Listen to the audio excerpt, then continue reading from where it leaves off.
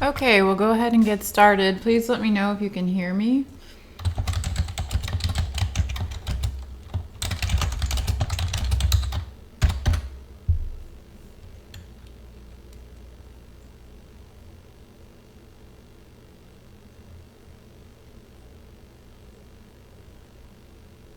Great, okay.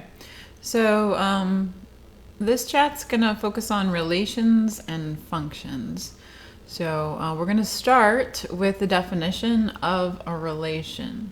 A relation gets its name because it describes a relationship between two quantities or two lists of quantities. So it matches up an x and a y, gives them a relationship. So any set of ordered pairs that does this, that matches up x's and y's, is called a relation. And so an example of a relation might be a list of ordered pairs like 1, 2, 3, 4, 7, 1, something like that. But when we can't list them all, a lot of times we'll define the relationship with an equation. So we might say, for example, 2x squared plus 3y squared is equal to 6. So that gives a relationship between the x and y values so that we know what pairs there are. So if we wanted to find what y value goes with the x value 1, we could plug in 1 for x and solve for y and get an ordered pair. The set of first coordinates, whether we're talking about the first coordinates in a list, 1, 3, 7, like we have here, or we're talking about all the x values that would work in this equation, which would be all real numbers, the set of first coordinates is called the domain. And then the set of second coordinates, you've probably heard of before, it's called the range, the y values. So the domain is x values, the range is y values.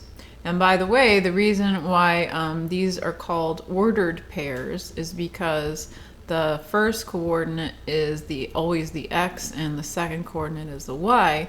So for example, the point 1, 2, the ordered pair 1, 2 is an element of this relation, but the ordered pair 2, 1 is not. That would be different. The order matters, in other words. Now, relations of a particular kind that have a particular characteristic are very important. And those relations are called functions. A function is a special type of relation in which each first component in the ordered pair corresponds to exactly one second component. The way I like to think of it is functions are important because they're good predictors. Thinking of the x-coordinate, the domain elements, as the input and the y values as the output. If you have a function, then I can just tell you the input and you'll automatically know what the output is without any question. That's not necessarily the case with every relation. For example, if I have a relation, actually let me draw it this way. If I have a relation and my domain elements are the numbers 1 and 2, and my range elements are the numbers 1, 2, 3, and 4, and I have that when I have an input of 1, then I get an output of 1. And then I have an input of 2 can give me an output of 2, an output of 3, or an output of 4. Then it's not enough for me to tell you the input 2 because you don't know which output I'm referring to. So this would not be a function.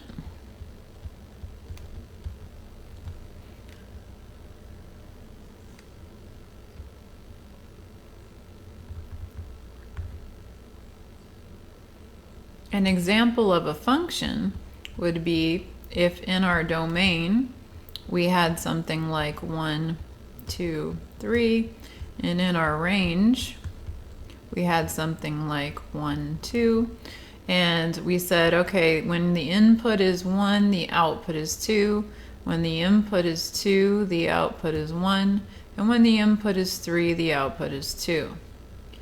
Yes, it does throw people off sometimes. They think this isn't a function because the 1 and the 3 have the same output. But remember, that's not what I said. All I said was, no matter what input we're talking about, I can just tell you the input and you can tell me the output without any question. So for example, if I say the input is 1, you know that the output automatically is 2. If I say the input is 2, you know without a doubt that the output is 1. And if I say that the input is 3, you know that the output is 2.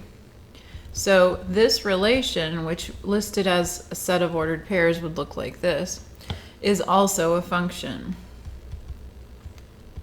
It's a good predictor. All you have to do is tell what the input is and you can predict what the output is without any ambiguity.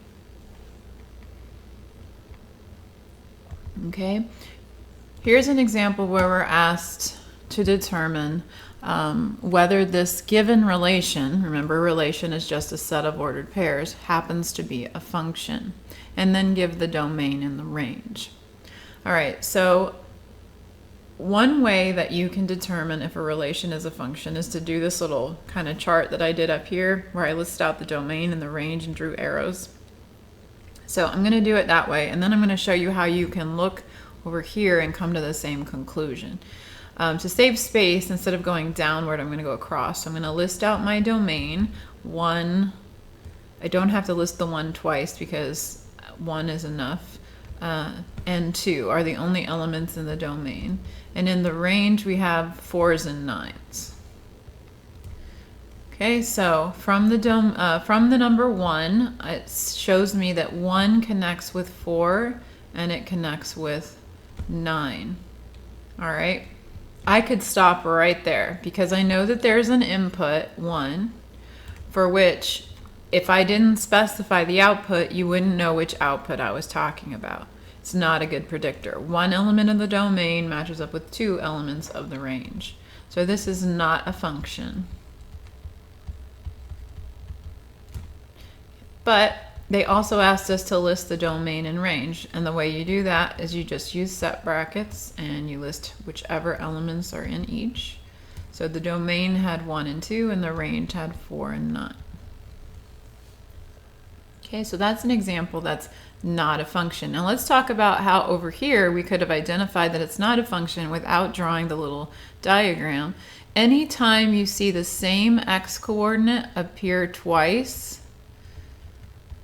that means that it's being matched up with more than one y value, so that means that it's not a function. Same x coordinate twice. On the other hand, in the previous example up above, remember we had the same y coordinate twice. That wasn't a problem.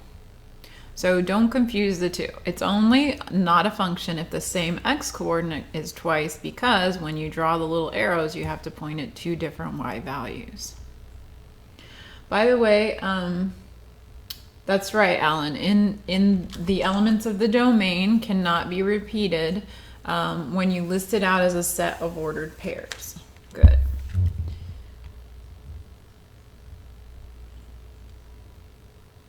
Okay, so how about this one, 2.1.5? Is that a function or not?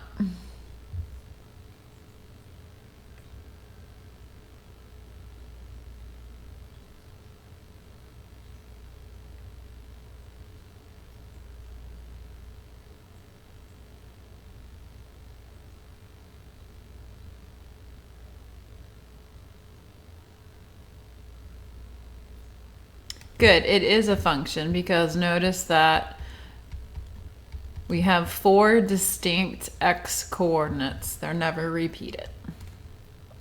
So it's a function. And then if you're asked to list the domain, you're going to list -5, 5, 7, and -7.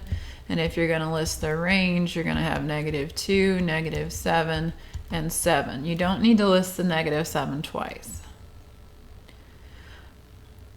All right, now that's how to determine if you have a function when you have a list of ordered pairs. Let's talk about how you can determine if you have a function when you have the equation of a function. The key to that, or when you have an equation for a relation, you want to know if it's a function. The key for that is to solve for y. Get y by itself. So in this case, we would subtract x squared. So we would have y equals 36 minus x squared. Now, observe that no matter what I put in for x, if I put one number in for x, that's going to result in, I'm going to square that number and subtract it from 36. That will never give me two different answers, right? So that will result in one output. So that means that this is a function. Now there are some shortcuts for looking at the equation to determine if this is the case, besides just thinking, let's see, if I plugged in 1, if I plugged in 2, if I plugged in 3, oh yeah, no matter what I plug in, I get one answer out.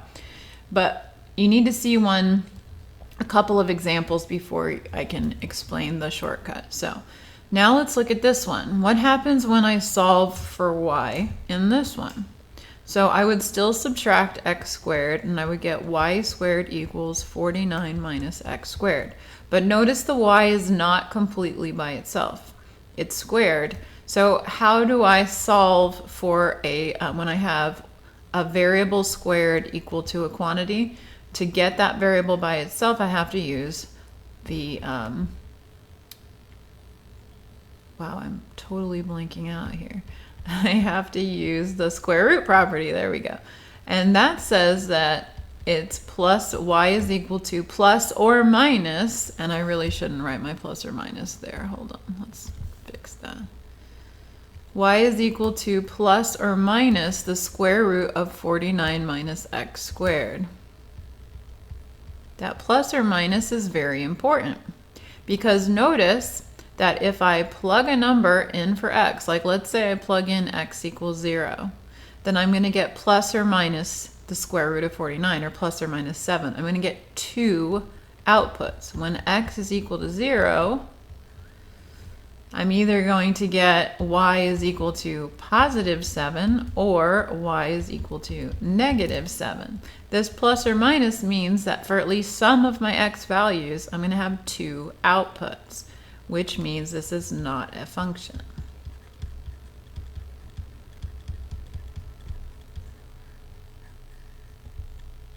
Now the shortcut I was referring to is this. Notice that in the first example, the previous example, there was no power on the y. Actually, there was a power. It was a first power. And anytime you have y to the first power, or y is equal to an odd power, you're able to solve for y by taking let's say it was y cubed. You could take a cube root, y to the fifth, you could take a fifth root, and you would be able to solve for y and get it by itself without having to throw in a plus or minus. But whenever you have an even power, you're going to have to throw in a plus or minus when you try to isolate the y. So anytime you have an even power on y, it's not a function. That's not the only situation that can cause you to not have a function, but it's a nice shortcut so that you know if that comes up, and it does a lot, that it's not a function. Okay, another example of some relations that are not functions would be like y to the fourth equals x plus 1. That's not a function because to get y by itself, you'd have a positive and negative option. Another example that would not be a function is if you had the absolute value of y is equal to, say, x minus 3. Because remember, that would mean that either y or negative y is equal, or I should say that would mean that y is equal to either the positive version of x minus 3 or y is equal to the negative version of x minus 3. So anytime the y has an absolute value around it, it will also have that same effect of not being a function. So whenever you come across a function and you're not sure, you can fall back on this rule that if it has an even power on the y or an absolute value on the y, then you know it's not a function. And otherwise, try solving to get y by itself and see if it results in more than one output for a given input of x. Now, as I'm talking today, remember that you can always interrupt. There is a little bit of a lag time between when I speak and when you hear me. So don't worry if I move on. It's okay. You can still, ask your question. I can always go back and look at something again. Anybody who's here today who's from one of my classes, if you could post either your name or your alias and which class you're in to get bonus points, that would be good. Okay, I'm going to move on now and talk about a third situation where we determine if we have a function. We've already talked about when we have a list of ordered pairs, if the x coordinate repeats, then we don't have a function. And we talked about an equation, if the y has an even power or an absolute value around it, then we don't have a function. But what about if we have a graph?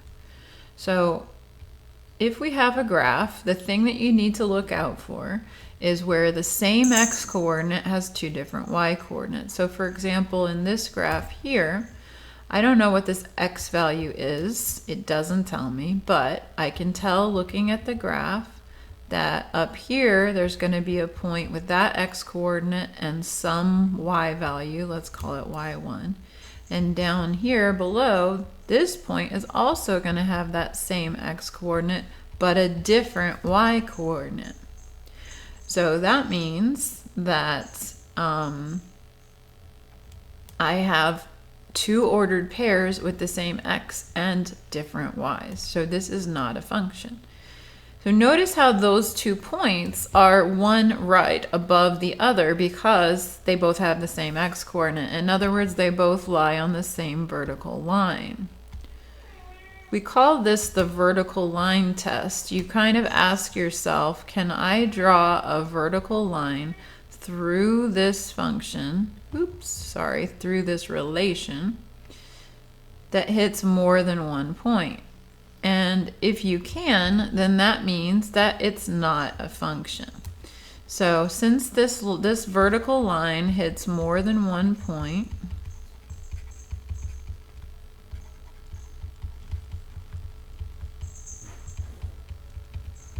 okay, that means that this fails the vertical line test.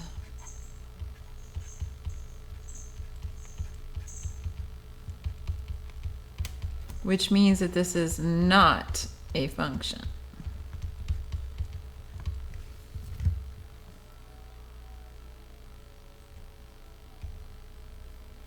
Okay, let's look at this second graph though.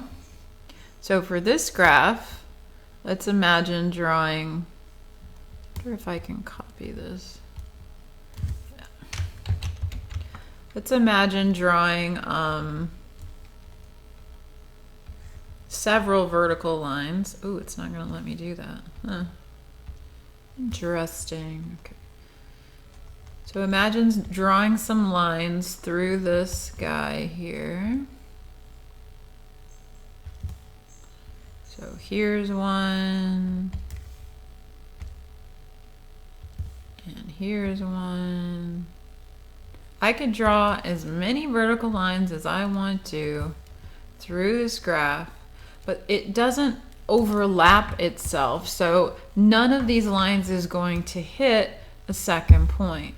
So this passes the vertical line test. Each of these vertical lines only hits one point on the curve. So that means that this is a function.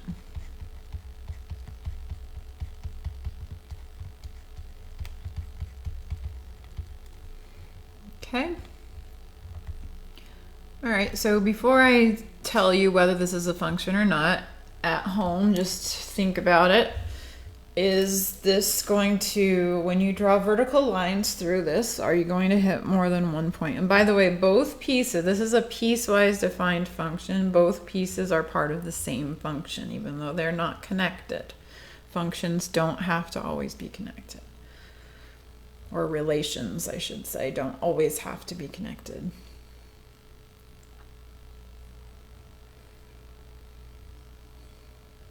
Okay, so just think yes or no in your head. Is it a function? Does it pass the vertical line test? All right, now the answer is, let's see. If I draw vertical lines through the parts that have a graph, no matter how many vertical lines I draw, no matter if I draw them on the left or if I draw them on the right, I'm only going to hit 1 point on that blue curve. So this passes the vertical line test, which I like to call VLT, vertical line test, and so it is a function.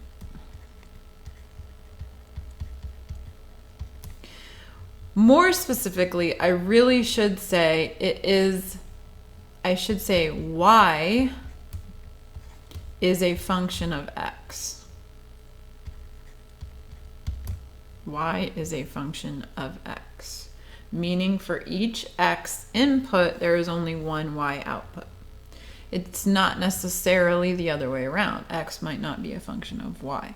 We usually always work in terms of is y as a function of x, so often we just say yes, it's a function, but technically you should specify what is the dependent variable, the output, y, and that it is a function of x, the input.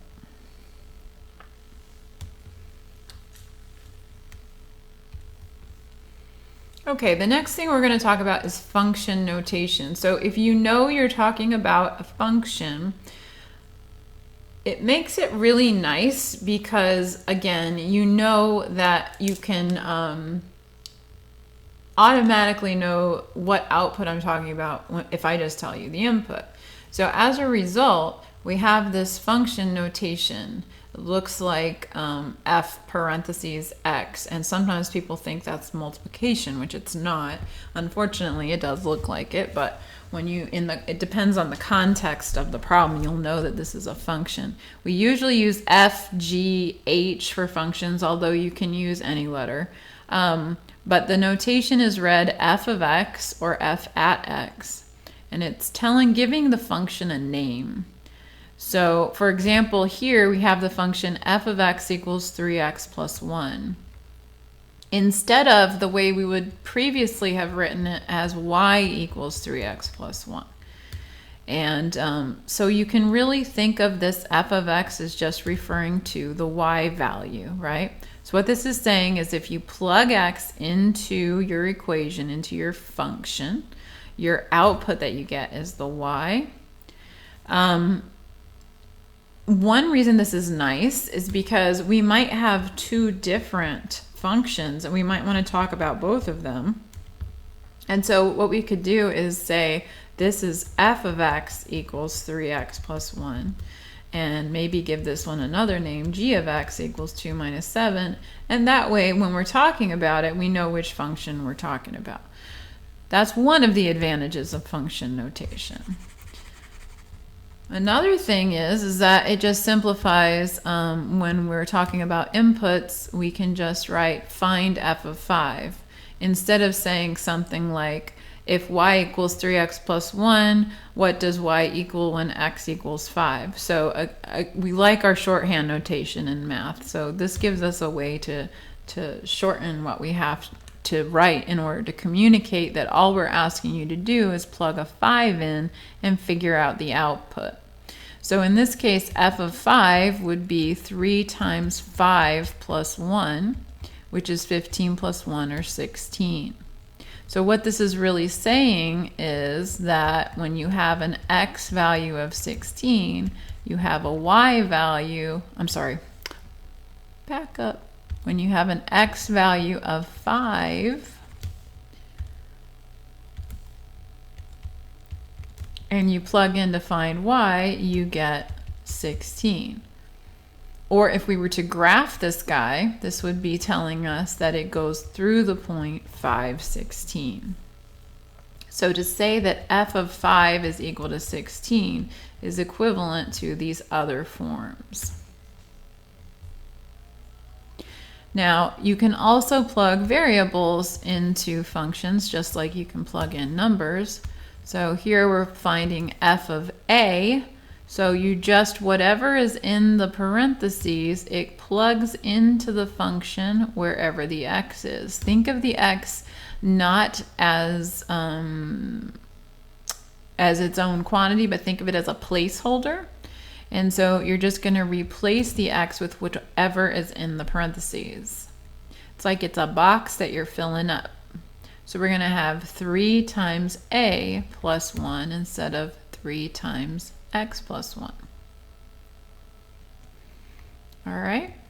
So it doesn't matter what is in the parentheses. Think of it as just a box. Oops.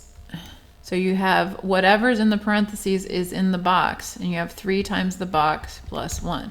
It takes whatever you put in, and it multiplies it by 3 and adds 1 to it. Like maybe in the box we have a triangle. So we would have 3 times the triangle plus 1. Or maybe in the box we have Miss Hearn. And so we put 3 times Miss Hearn plus 1. Whatever is inside those parentheses, it goes into the box. So let's practice this idea with a little bit more complicated function. You might recognize that since this has a power of 2, this is a quadratic function.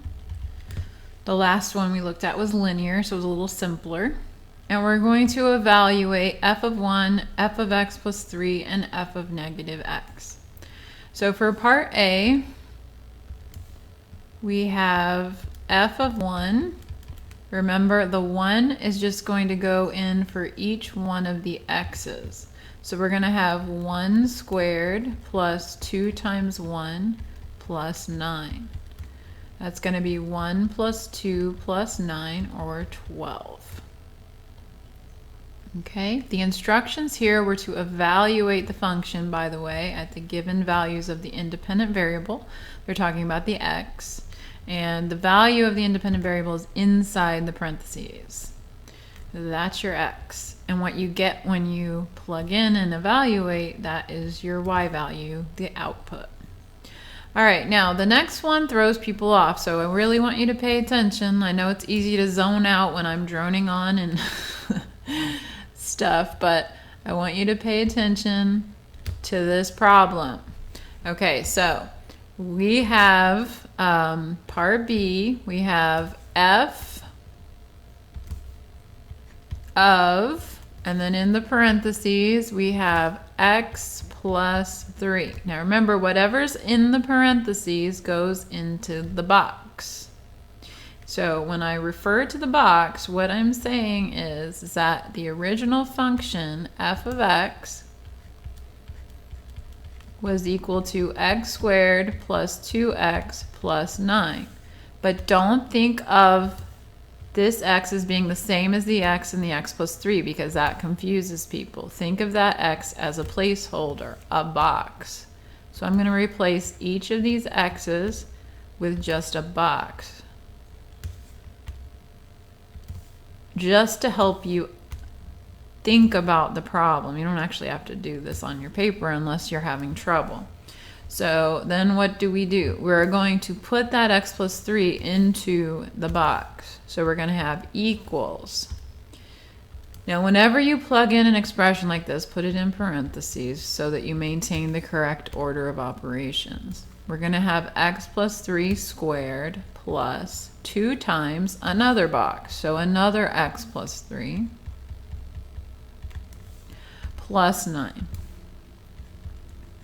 Okay, so you see how we put the x wherever the x plus 3, wherever the box is, that's where the x plus 3 goes. All right, now we should really simplify this a bit. So I am going to erase this, and we're going to simplify. I really think it's important to practice this simplifying here because you have to square a binomial. This is a source of error in every math class I teach. So remember that when you square a binomial, you don't just square the first and the last. You do square the first and the last, x squared and 9, but you also need twice the product in the middle. So 3x doubled is 6x. So there's a little rhyme that I use. It's square the first, x squared. Square the last, 9. Multiply together gives you 3x, and double up fast, and that gives you 6x. Square the first, square the last, multiply together, double up fast. If you don't like that little rhyme, you can still go back and multiply x plus 3 times x plus 3 by foiling first, outer, inner, last, but I think the rhyme is a little bit faster, and it helps you to recognize that there is a pattern. All right, let's distribute the 2 through the parentheses also. So that gives us 2x plus 6, plus we still have that 9 tagging along. Combining like terms, we have x squared plus, we have 6x and 2x is 8x, plus we have 9 and 9 is 18, plus 6 is 24. So this turns out that f of x plus 3 is x squared plus 8x plus 24.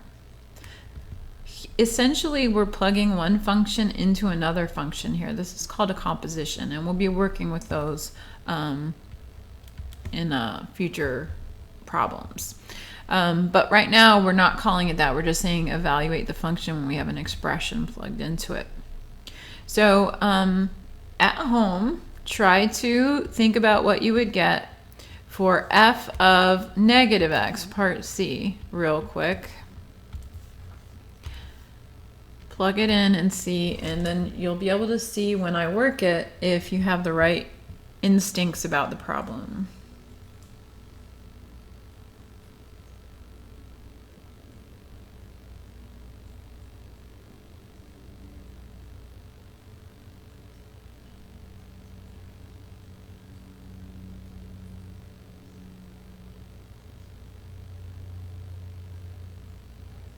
Okay, did you write something down? All right, it's good to do that because you can test yourself and really see if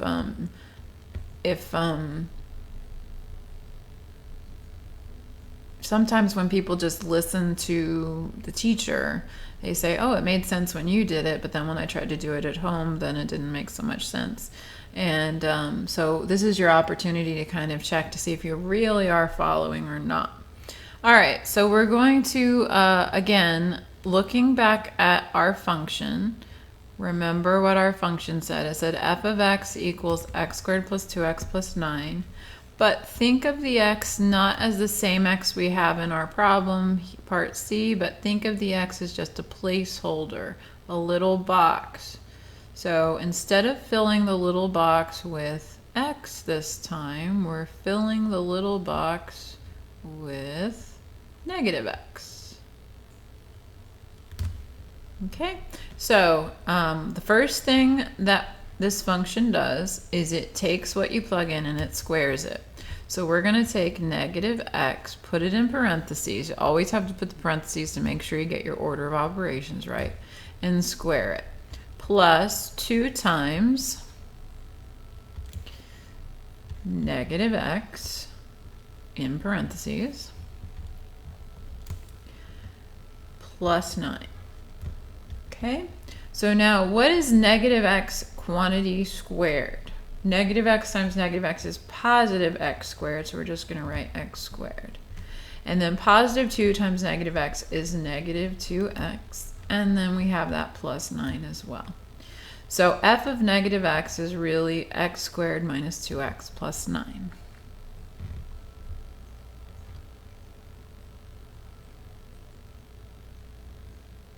Okay, So hopefully you're feeling comfortable with function notation, but don't be shy about asking me questions. And remember, if something comes up while you're doing your homework on my math lab, you can always send me an Ask My Instructor question. Okay. There's a couple of problems where you're asked to graph by plotting points in this section. Very shortly in our college algebra class, we're going to learn a whole library of functions and how to graph them kind of by memory with just slight variations. But for now, we're just going to plot a couple of points. And in particular, these functions, since there's no power or square root or anything weird on the x, the x is really to the first power. I shouldn't say no power, but it's a first power, so it's not written. Remember, when you have an equation with x to the first power, we call it a linear equation. This is a linear function. It turns out it has a graph that's a line. Hopefully you practice graphing lines in intermediate algebra before this class, or perhaps in your high school class. But in any case, it only takes a couple of points to determine a line. So we can very quickly, when we want to graph f of x, we can pick a couple of x values and plug in and find f of x. Remember, f of x is just a different notation for y. We can plug in and find f of x, plot the points, and have our line. So if f of x is equal to negative 4x, we could plug in maybe 0 and maybe 2. And when we plug in 0 for x, we're going to get negative 4 times 0.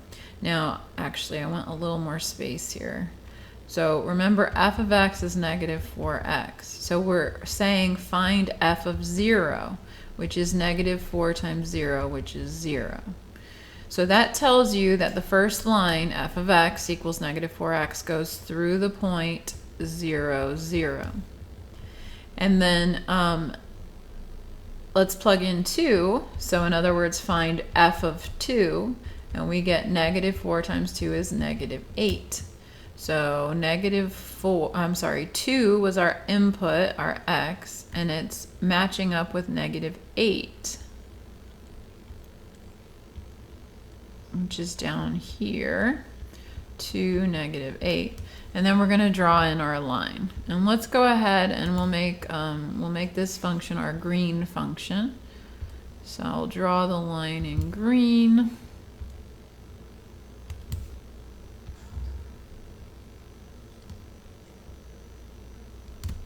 Okay, oop. Kind of missed it a little bit there.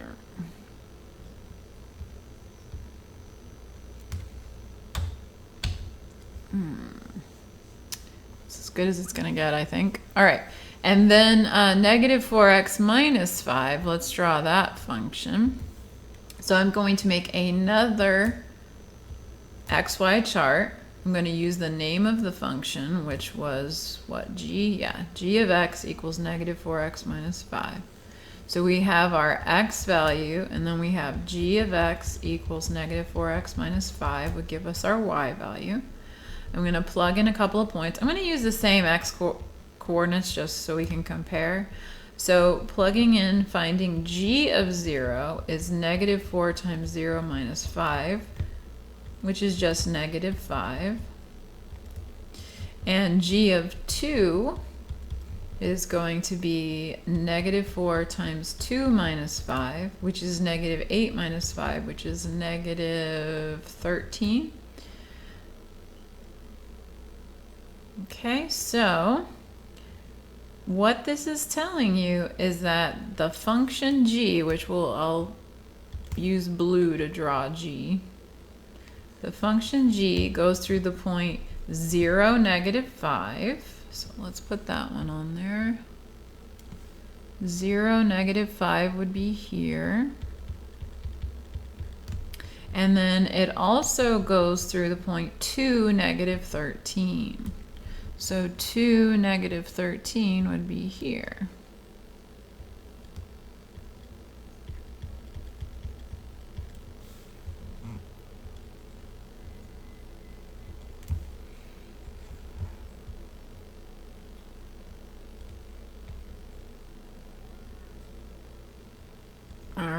so there's that line.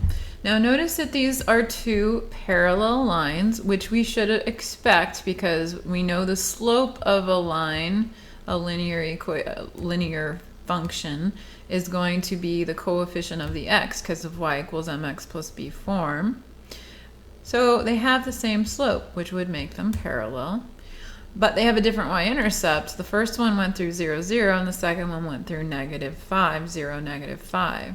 So what's happened is that this entire line has been just shifted down 5 units. Right, every point that would have been on -4x is shifted down 5 to get the line -4x minus 5. We're going to, after we learn our library of functions, which will show us how to graph things like x cubed and square root of x and absolute value of x, we're going to shift functions around just like this one did. So that'll be something you'll see in the upcoming sections. All right, here's one that does not turn out to be a line. So, and you can tell that it's not going to because it has a power on the x. So to graph something like this by plotting points, you would have to plot a few more points than you would for a line. So it's probably a good idea to go ahead and when you make your XY chart for a function like this, to pick a couple of negative x values, 0, and a couple of positive x values. So that's what I'm going to do. So I hate this big thing here. It's in the way. All right. Let me see. I'm going to move this graph down a bit so I can make my XY charts. Okay, so we have f of x equals -x squared. Oops, let me make... What? Okay. So I'm going to make an f of x chart. Remember, that's just like an XY chart. And maybe I'll plug in -2, -1, 0, 1, and 2.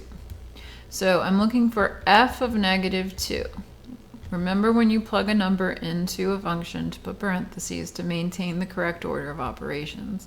So this is going to be negative of -2 squared, which is negative of -2 times itself is +4. So that's just going to be -4. F of -1 is going to be the opposite of -1 squared. So that's going to be the opposite of 1. F of 0 is going to be the opposite of 0 squared, which is just the opposite of 0 or 0. F of 1 is going to be the opposite of 1 squared. That's going to be -1. And f of 2 is going to be the opposite of 2 squared, which is going to be -4.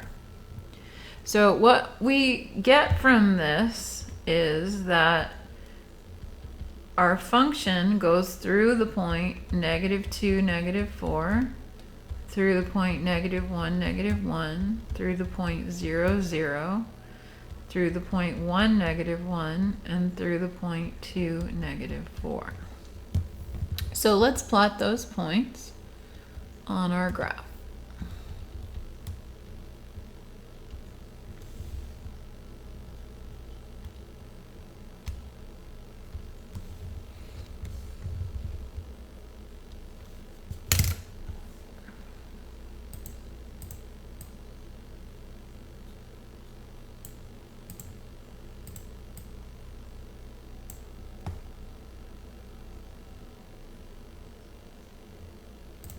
I'm going to put my graph right here. Okay. So we're going to have -2, -4, which would be about here.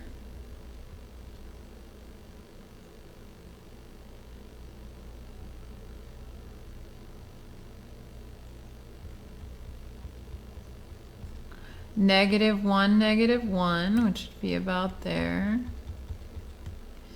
0, 0.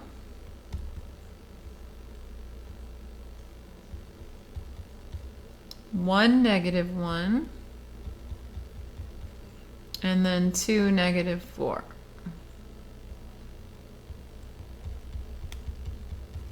Okay, so do you see how this is definitely not a straight line? Sometimes people come out of intermediate algebra thinking all graphs are lines because that's all we do is lines, lines, lines. But this is not a line. You might have seen this before. This is called a parabola.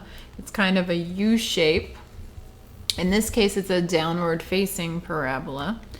But we'll see that whenever we have x squared as the highest degree term in our function, that we get this characteristic parabolic shape. This is called a quadratic function, just like we had quadratic equations. Quadratic functions, their graphs are always going to be parabolas. Quadratic functions are very important functions. They occur naturally in physics. For example, if you throw a ball, it's always going to follow a parabolic curve through the air because of the effect of gravity on it. And same thing with, any other projectiles. So that's just one example of where quadratic functions are really important. All right, so this is the first graph. This is the graph of f. But then they also asked us to graph g. And we can do the same thing. We can plot several points, but they're going to want us to describe how the graph of g is related to the graph of f. So it would be a good idea to maybe plot the same x coordinates in this case. So let's do that.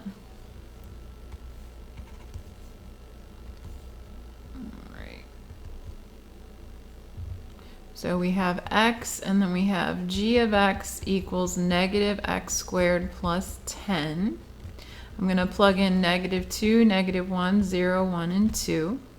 At your desk, or sorry, at home, wherever you are, take a minute and figure out what the corresponding outputs, the y values, would be if you plug into -x squared plus 10. I just want you to do that because people make some sign errors on this type of function. So if you could real quick just jot down what you think the y values are, whether you're on the live chat with me or if you watch this on a video later, that would be a good activity for you to do. So that way when I tell you the answers, you'll know if you're plugging in correctly.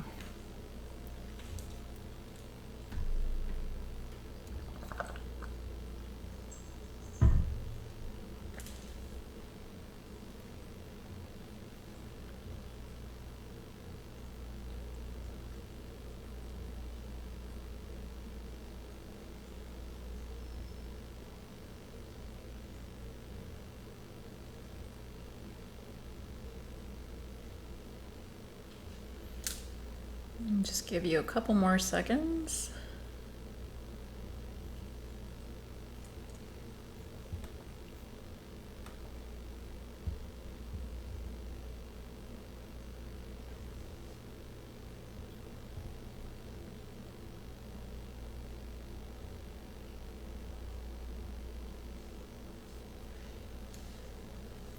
Okay, so this is what you should have done. G of -2, practice using function notation, by the way. G of -2, the x is going to be replaced with -2, put it in parentheses. So you have negative that came from the function g, and then you have the negative from the 2, that's a separate thing. Opposite of -2 squared plus 10 would be -4 plus 10, which would be 6. G of -1, I'm going to zoom in a little bit so you can see maybe better. G of -1 is going to be the opposite of -1 squared plus 10, which is going to be -1 plus 10, which is 9.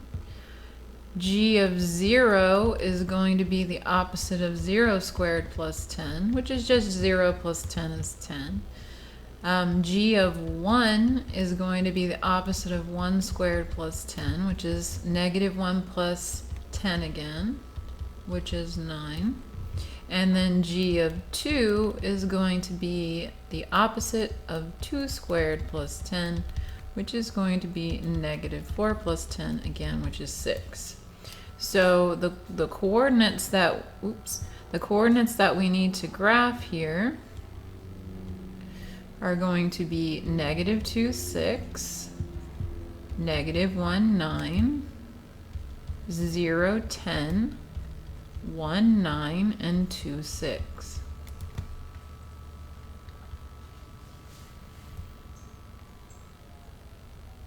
Hello, Carla. Thank you for checking in.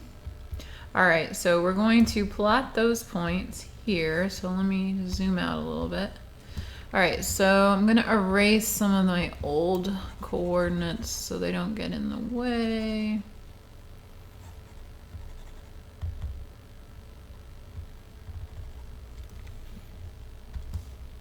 Okay, so to plot g, let's go ahead and plot g in red. So we're going to have negative 2, 6, which would be here. We have negative 1, 9, which would be here. We have 0, 10, which would be here. We have 1, 9, which is here. And we have 2, 6, which is here. Okay, so you see, again, we get this U shape, and in fact, if you connect these dots, that's exactly what it is. It's like it's the same shape as the function below. It's just that it's 10 units higher, right? So the only difference is, if you could imagine if these two functions, these curves, were made out of wire, something stiff, and if we picked up f and shifted it up 10 units, it would lay right on top of g there. It would be the same shape, just in a different position in the xy coordinate system. So the difference is that they're just shifted, one is shifted 10 units above the other. Okay, all right. Another skill that, besides plotting points and connecting them to draw functions, another skill that you need to know as far as functions go is to be able to look at the graph of a function and read information off of that graph, in particular function values. So let's look at this one.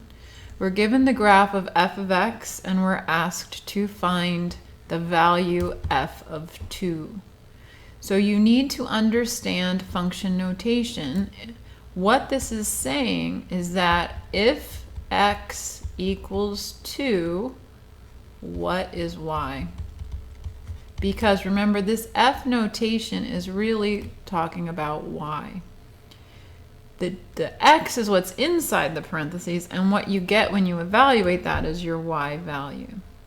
So how can you find that from a graph? See, I didn't give you an equation to plug into, so a lot of times people don't know what to do. So remember, every function is comprised of a bunch of x, y coordinates, or x, f of x coordinates. In function notation, then, we're looking for the pair of coordinates 2, f of 2. We'd like to know what f of 2 is, so we're really just looking for the y coordinate. So we're going to go over to the graph and find the 2 on the x-axis, and we're going to look at what point on the function corresponds to that value 2. And that would be this point here. This is the point 2, 2. So that means that the y coordinate that we're looking for is 2.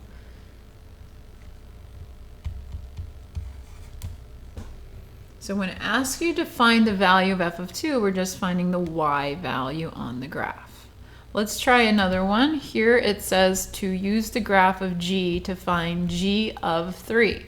Again, they're telling us the x value is 3, and they're asking us to find the y value. So on our graph, we're going to go over to the x value 3. We're going to look, in this case, the graph is down below that. We're going to look for that point, and we're going to see what the coordinates are. The coordinates of that point are 3, negative 8. So the answer to this problem is just negative 8. So if you understand function notation and how it relates to a graph, this could be one of the easiest questions on the test, right?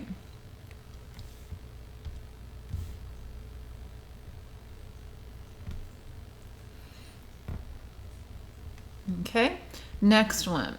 For what value of x does g of x equal 5? So in this case, they're asking us for the x, and they're giving us, remember this is just another notation for y, they're giving us that y is equal to 5.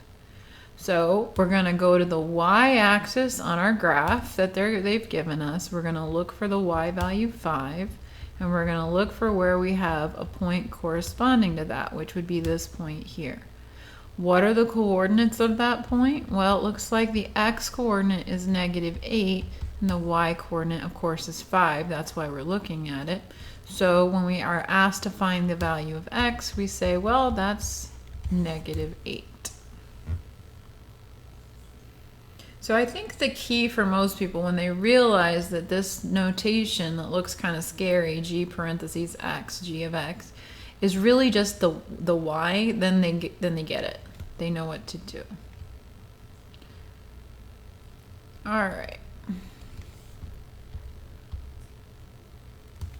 Another thing, there are several things that we want to be able to read off of the graph of a function, including the domain, the range, x-intercepts, y-intercepts, and function values.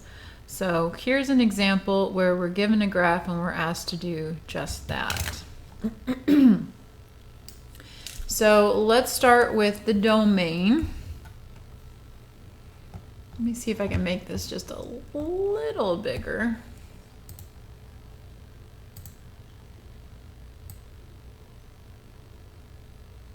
Okay, so we're trying to find the function's domain. Here's the picture of the function. Remember, domain is referring to the x values that the function includes. And when we look at a graph, when we want to talk about x values, we want to think x values are the left to right values. Notice that this particular, so when you look at a graph, left to right, you want to think left to right or wall to wall. You want to see what values it hits. Now, don't be misled, because graphs can't show all the values if the graph goes on forever. So you might think this graph only goes from -5 up to 10, but that's not true, because those arrows are indicating that it goes on forever in that direction. So it's going to hit -10, it's going to hit -15, it's going to hit -1,000,000 eventually. It's going to continue going to the left forever. Now we usually give the domain in interval notation. So in that case, the interval would start at -infinity on the left side. And then on the right side, whoops, it also goes on forever and ever. So that means that it's going to hit every real number. So you could put -infinity to +infinity. By the way, we always use round parentheses with infinity, not the square brackets. Or you could put a bold R to mean all real numbers. Okay. All right, now let's talk about the range of this function. So range is talking about y values, floor to ceiling, bottom to top. Now again, this arrow is indicating that this function goes down forever. So when you write your range, you want to think lowest value to highest value. So you always start at the bottom, and then you go to the top y value. So the bottom y value, since it goes down forever, is -infinity. But it doesn't go up forever. Notice that the highest point on this curve is right about -1. It appears to reach a point at, looks like -1, 1, 2, 3, 4. I'm sorry, I said that backwards. 4, -1 maybe. So in that case, the highest y value is -1. So it goes all the way from negative infinity up to negative 1. So in interval notation, the range will be negative infinity to negative 1. And then you have to decide, are we going to have a parenthesis or a bracket? Now remember, parenthesis means that you're not actually including that value, you're just going up to that value. But it looks like negative 1 is actually included, so we're going to put a square bracket there. Then they ask us for any x-intercepts of the function. X-intercepts is where the function hits the x-axis. But since our function only goes up to negative 1, it doesn't ever actually cross the x-axis. So there are none of those. And then they ask us for y-intercepts, where they cross the y-axis. And it does cross the y-axis, appears at negative 5. So the pair of coordinates 0, negative 5 would be the y-intercept. Unfortunately, pairs of coordinates use parentheses the same as intervals do, but we have to go by the context. So this is talking about a point, not an interval.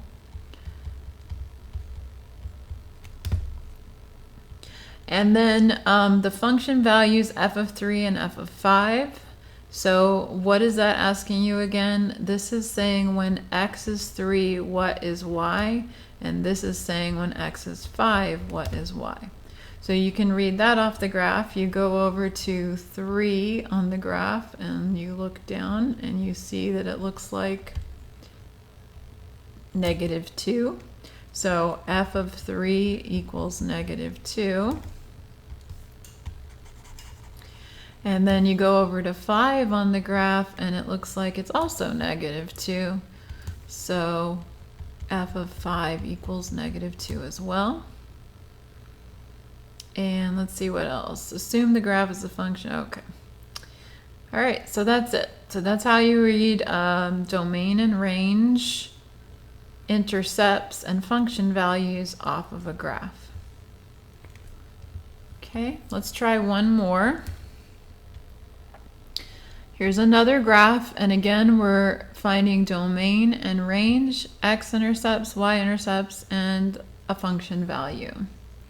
All right, so just to review, remember when you have a closed dot, that's a point that's included on the graph, and when you have an open dot, that's a point that is a boundary, but it is not actually included in the function.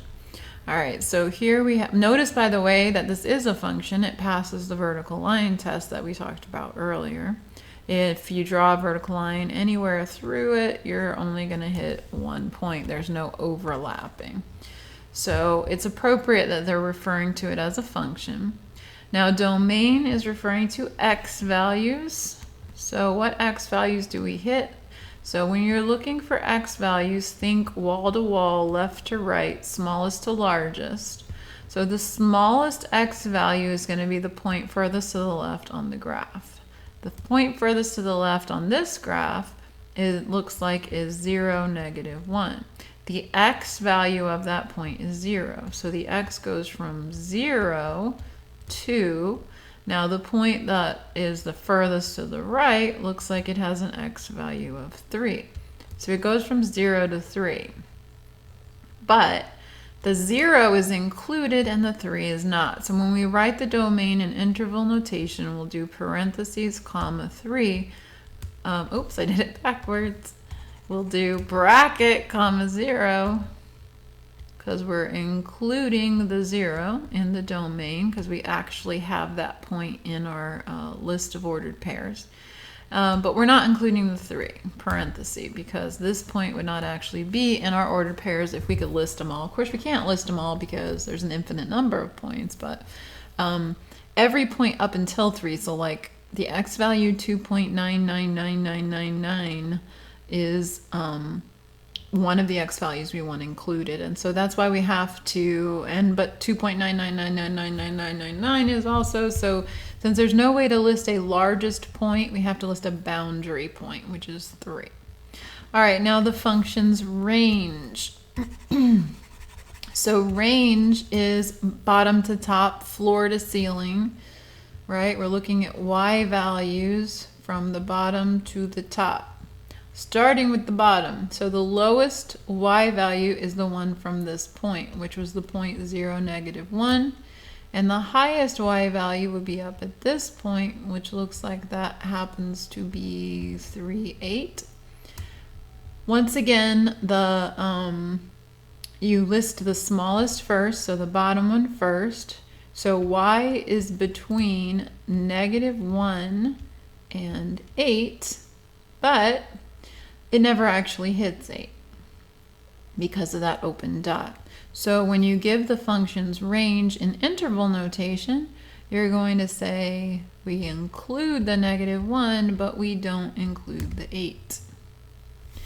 All right, now x-intercept, we have an x-intercept at 1, 0 there is where it crosses the x-axis. So that one would be 1, 0.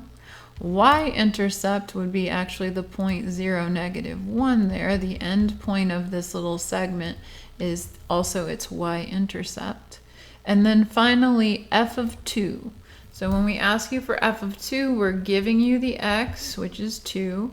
So you go over and you look for the corresponding y. It looks like this goes through the point 2, 3. So the y value would be 3. F of 2 is 3. Okay, so that's all for today. Thank you for joining the live chat. Remember that even though this is a blended class and you only see me once a week, you should reach out to me if you have help. If you're struggling with anything, that's not the time to give up. That's the time to get stubborn, be the squeaky wheel, get some help. You can get help from me via email or Skype, or you can also go into the learning labs at the college, second floor of the library, or in our class, actually, the first floor of the library, and the STEM Center is a really good place to go. So, please be proactive. By the way, whether you're watching this live or perhaps watch the recorded version later, if you found it helpful, please give it a thumbs up. That helps other students to find the video. Okay. And send me your Ask My Instructor questions from my math lab. I love to receive them. All right, guys, have a good weekend. Bye-bye.